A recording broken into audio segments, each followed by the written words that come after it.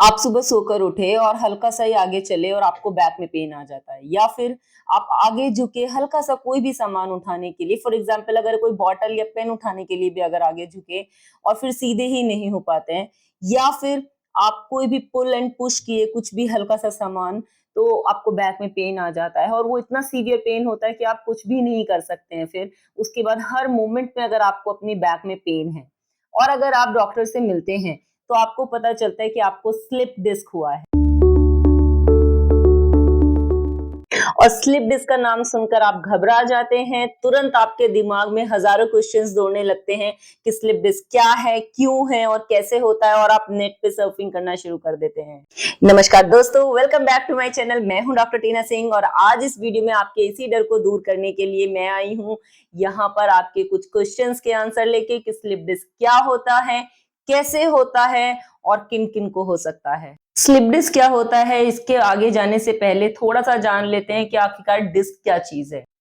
हमारी जो स्पाइन होती है गर्दन से लेके नीचे तक उसमें वर्टिब्राज होती हैं। अब उनको हम बोलते हैं सर्वाइकल वर्टिब्रा, देन थोरेसिक, कमर की जो वर्टिब्राज उनको लंबर वर्टिब्राज बोलते हैं, देन सैक्रम एंड कॉक्सिक्स। हर वर्टिब्रा के बीच में एक जेली मटेरियल होता है जिसका आउटर पोर्शन जो होता है वो थिक एंड हार्ड होता है और बीच में एकदम जेली टाइप मटेरियल होता है। इसको हम बोलते हैं डिस्क।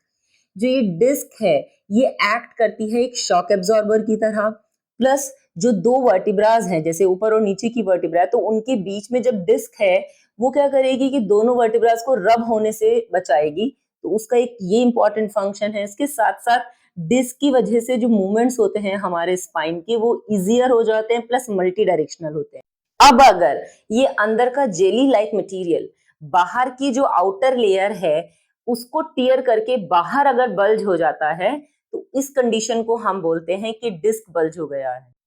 आमतौर पर जो डिस्क बल्ज का इश्यू होता है ये ज्यादातर सर्वाइकल और लंबर वर्टिब्राज में हमें देखने के लिए मिलता है। सर्वाइकल वर्टिब्राज की अगर बात करें तो C5 C6 या C6 C7 के बीच में देखने के लिए मिलता है, या फिर लंबर वर्टिब्राज में L4 5 या L5 S1 के बीच में डिस्क इश्यूज हमें ज्यादातर देखने के लिए मिलते हैं। अब बात करते हैं कि डिस्क बल्ज के इश्यूज कैसे और किसको ज्यादा होते हैं। तो डिस्क बल्ज जो होता है वो ज्यादातर एज के साथ भी हमें देखने के लिए मिलता है, क्योंकि जैसे जैसे एज बढ़ती है डिस्क अपनी फ्लेक्सिबिलिटी को लूज करने लगती है एंड बॉडी वेट की वजह से डिस्क जो होती है वो कंप्रेस होने लगती है। तो जब वो कंप्रेस होने लगेगी तो जो अंदर का जेली लाइक मटेरियल है वो बाहर की तरफ बल्ज होने लगता है। जैसे ही वो बल्ज होता है जो आसपास की नर्व्स हैं उनके ऊपर प्रेशर डालने की वजह से पेन ट्रिगर हो जाता है एंड कंडीशन डेवलप हो जाती है डिस्क बल्ज की। दूसरा रीजन आता है कि अगर आप repetitive work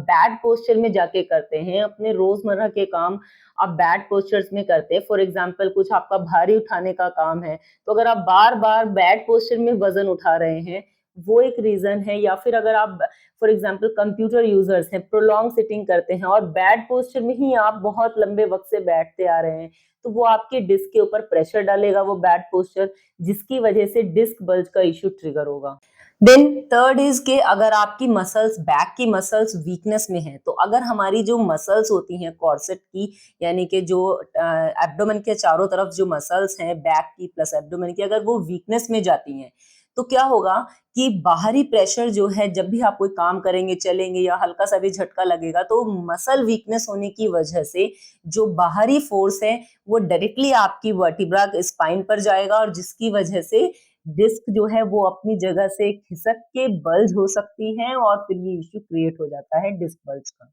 so fourth reason is कि अगर आप सेडेंटरी लाइफस्टाइल में जी रहे हैं, आपका ऐसा लाइफस्टाइल है जिसमें आपका बॉडी का मूवमेंट बहुत कम है, आप कोई भी फिजिकल एक्टिविटी नहीं करते हैं, तो आपकी मसल टाइटनेस में जाने लगती है और जब मसल टाइटनेस में जाने लगेगी तो उसकी वजह से क्या होगा कि जब भी कोई आप कोई एक्टिविटी करेंगे और एक्सटर्नल फोर्स लगेगा आपकी बैक पर तो वो डायरेक्टली वो आपकी मसल्स क्योंकि फ्लेक्सिबिलिटी को लूज कर चुकी हैं तो हार्डन होने की वजह से वो प्रेशर को बियर अप नहीं कर पाएंगी और डिस्क के ऊपर प्रेशर ज्यादा पड़ेगा, जिसकी वजह से डिस्क बल्ज आने के इश्यूज बढ़ जाते हैं।